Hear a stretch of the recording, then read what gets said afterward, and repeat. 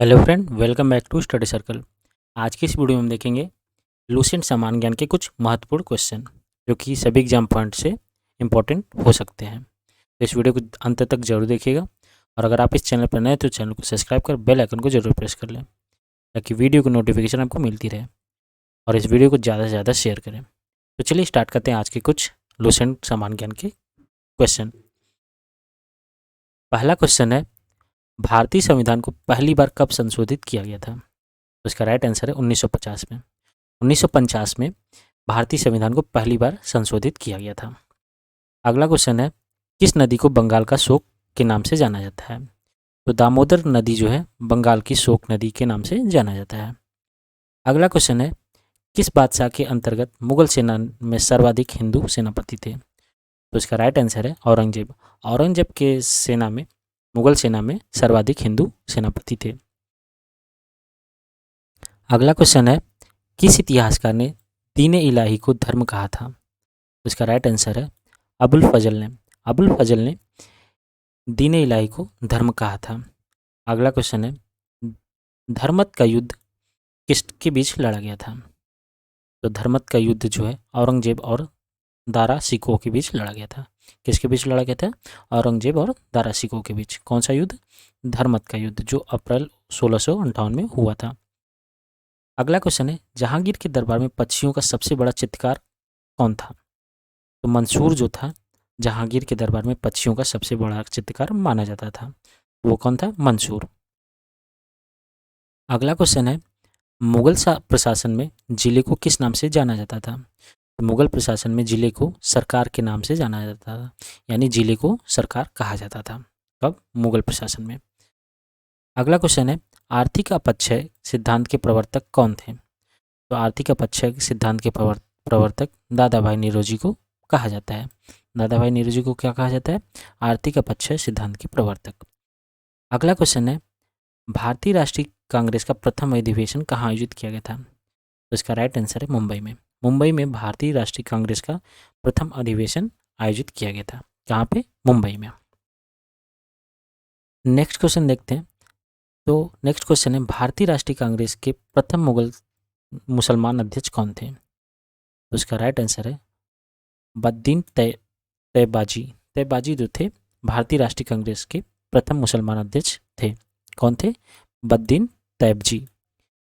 अगला क्वेश्चन है, भारतीय तिरंगे का पहली बार कहाँ पे ध्वजारोहण किया गया था, यानी पहली बार कहाँ उसे फहराया गया था? किसको? भारतीय तिरंगे को। तो इसका राइट आंसर है लाहौर में रावी तट पर। कहाँ पे? लाहौर में रावी तट पर भारतीय तिरंगे को पहली बार ध्वजारोहण किया गया था, यानी फहराया गया था।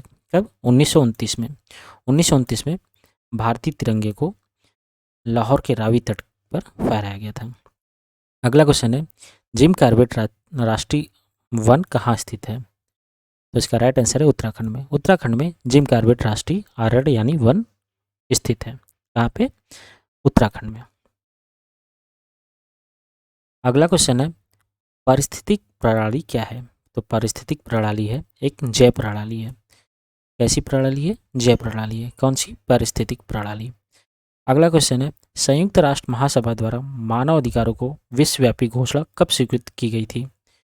तो इसका राइट आंसर है 10 दिसंबर 1948 को। 10 दिसंबर 1948 को संयुक्त राष्ट्र महासभा द्वारा मानव अधिकारों की विश्वव्यापी घोषणा स्वीकृत की गई थी।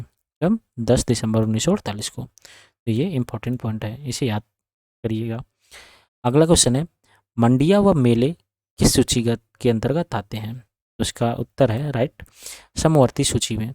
समवर्ती सूची में मंडिया व मेले इसके अंतर्गत आते हैं। अगला क्वेश्चन देखते हैं। अगला क्वेश्चन है, सर्वोच्च न्यायालय द्वारा नागरिकों के मौलिक अधिकारों की रक्षा हेतु जारी समादेश को क्या कहते हैं? तो इसका राइट आंसर है बंदी उपस्थापक। बंदी उपस्थापक जो होते हैं उन्हें हम सर्वोच्च न्यायालय द्वारा नागरिकों के मौलिक अधिकारों की रक्षा हेतु जारी समादेश कहलाता है। क्या कहलाता है? बंदी उपस्थापक। अगला क्वेश्चन है, राज्यसभा में मनोनीत सदस्यों की अधिकतम गिनती कितनी होती है? तो इसका राइट आंसर है 12। 12 जो होती है। कितनी होती है राज्यसभा में मनोनीत सदस्यों की गिनती?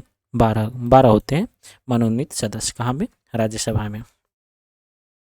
वहीं अगला क्वेश्चन है, राज्यसभा के 1/3 सदस्यों की नियुक्ति होने की अवधि क्या है? तो इसका राइट आंसर है प्रति 2 वर्ष, मतलब 2 वर्ष में, हर साल प्रति 2 वर्ष 1/3 सदस्यों की नियुक्ति की जाती है, कहाँ पे, राज्यसभा में। अगला क्वेश्चन देखते हैं। अगला क्वेश्चन है, करीबाबाद किस नदी पर स्थित है? तो करीबाबाद नील नदी पर स्थित है। कौन सा बात? करीबाबाद नील नदी पर स्थित है। अगला क्वेश्चन है, अरुणाचल प्रदेश में प्रवेश करने पर ब्रह्मपुत्र नदी को किस नाम से संबोधित किया जाता है? तो इसका राइट आंसर है दिहांग। दिहांग जो है ब्रह्मपुत्र नदी का नाम असम में जाना जाता है, यानी अरुणाचल प्रदेश में ब्रह्मपुत्र को दिहांग नाम से जाना जाता है। कहाँ पे? अरुणाचल प्रदेश में, सॉरी असम नहीं होगा, अरुणाचल प्रदेश। किस नदी का नाम? ब्रह्मपुत्र नदी को दिहांग नाम से जानते हैं। अगला क्वेश्चन है, सुंडा जल डमरू मध्य किन के बीच स्थित है? तो सुंडा जल डमरू मध्य जावा और सुमात्रा के बीच स्थित है। जावा और सुमात्रा के बीच कौन सा जल डमरू स्थित है? सुंडा। ये इंपॉर्टेंट पॉइंट है। नेक्स्ट क्वेश्चन देखते हैं, टैगा वन में कौन से वृक्ष पाए जाते हैं? तो टैगा वन में अल्पाइन वृक्ष पाए जाते हैं। टैगा वन में कौन से वृक्ष पाए जाते हैं? अल्पाइन वृक्ष पाए जाते हैं। वहीं अगला क्वेश्चन हम देखते हैं। तो अगला क्वेश्चन है, 2 महासागरों को विभाजित करने वाली भूमि की संकरी पट्टी को हम लोग क्या कहते हैं?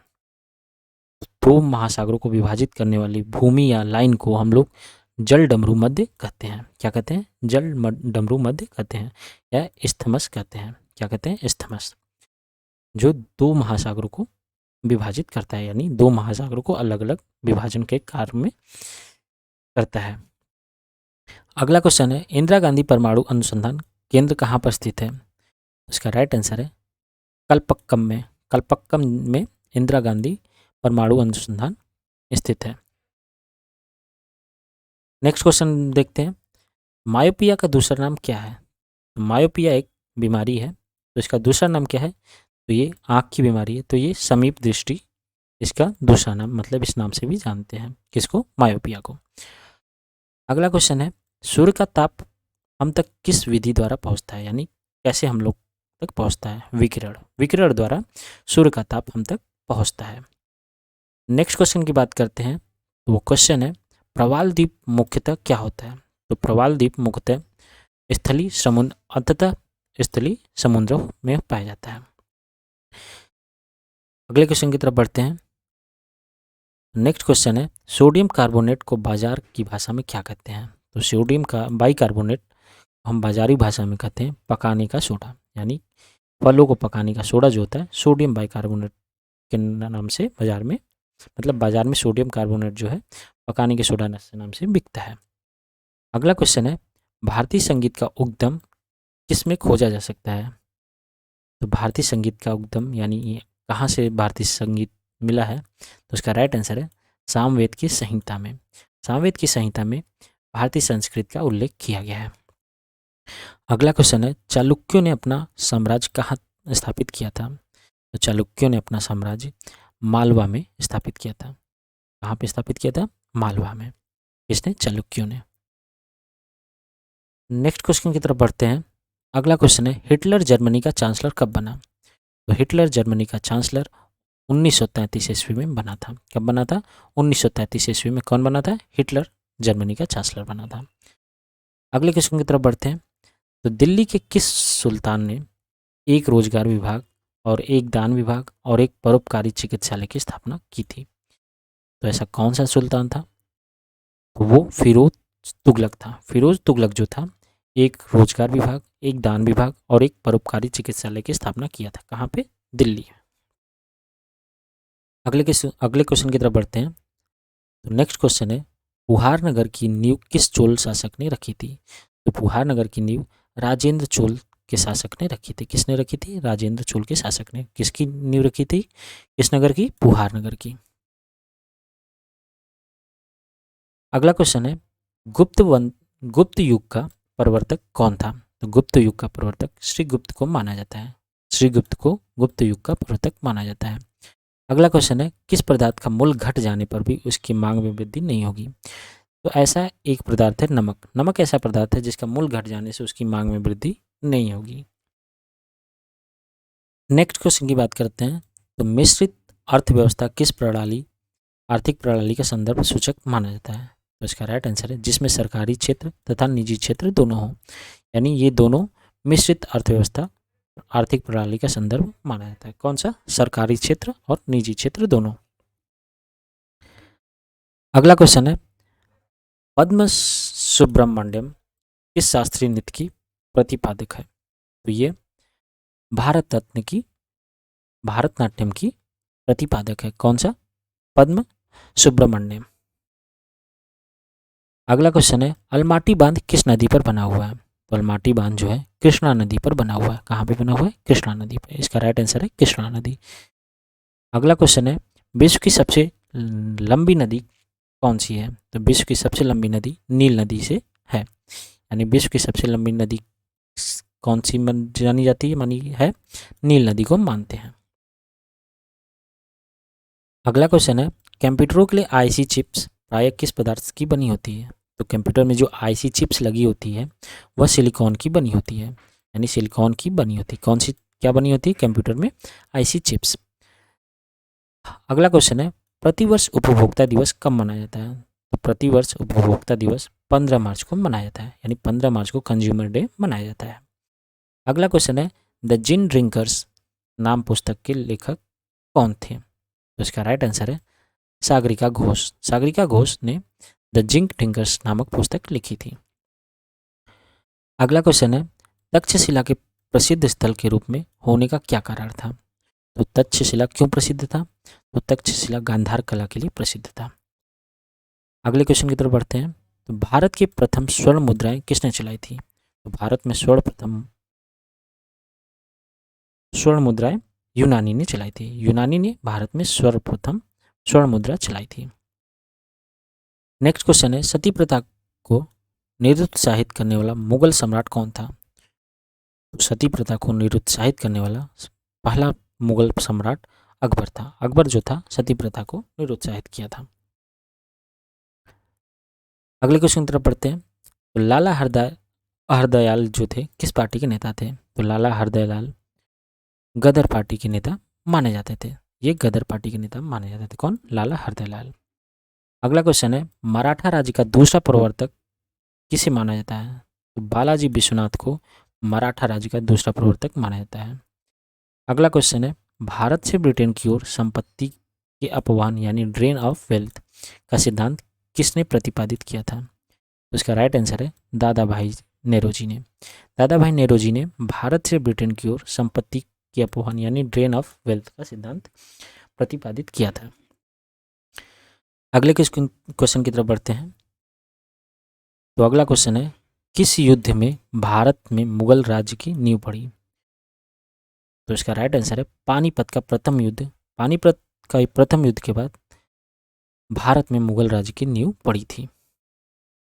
अगला क्वेश्चन है, कांग्रेस का 1906 ईस्वी का अधिवेशन जो था जिसमें स्वराज को लक्ष्य घोषित किया गया था वह कहाँ हुआ था? तो इसका राइट आंसर है कोलकाता में। कोलकाता में कांग्रेस का 1996 वाला जो अधिवेशन हुआ था जिसमें स्वराज को लक्ष्य घोषित किया गया था वह कोलकाता में आयोजित किया गया था। तो ये है अगला क्वेश्चन, गांधी जी ने दांडी यात्रा कहाँ से शुरू की थी? तो इसका राइट आंसर है अहमदाबाद। अहमदाबाद से गांधी जी ने दांडी यात्रा शुरू की थी। कहाँ से शुरू की थी? अहमदाबाद से। किसने? गांधी जी ने। कौन सी यात्रा? दांडी यात्रा, यानी दांडी मार्च अहमदाबाद में से शुरू किया था।